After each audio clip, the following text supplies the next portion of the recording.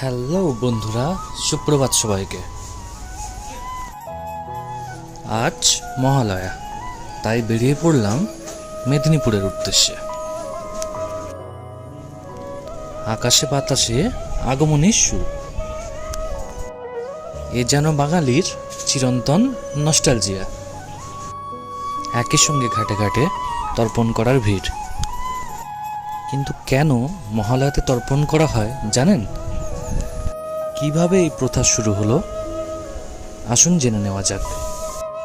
কথিত আছে, মহালয়ায় প্রয়াত পূর্বপুরুষদের আত্মা পৃথিবীর খুব কাছে বিরাজ করে বলে বিশ্বাস। আসল তর্পণ শব্দটি এসেছে ত্রুপ থেকে, যার অর্থ সন্তুষ্ট করা।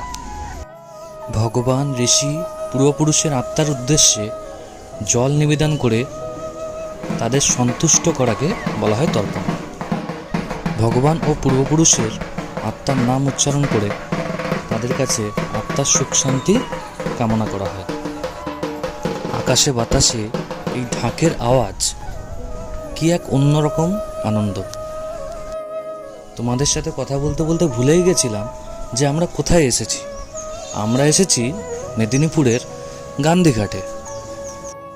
যদিও আগেও এসেছি, কিন্তু আজকের সৌন্দর্য অন্য দিনের থেকে অনেকটাই আলাদা। সকলে একসাথে বেরিয়েছি, কিন্তু মাটির ভাঁড়ে চা খাবো না তা কি হয়? রাস্তায় যেতে যেতে দোদুল্যমান অনেক কাশফুলের ঘনঘটা দেখতে পেলাম।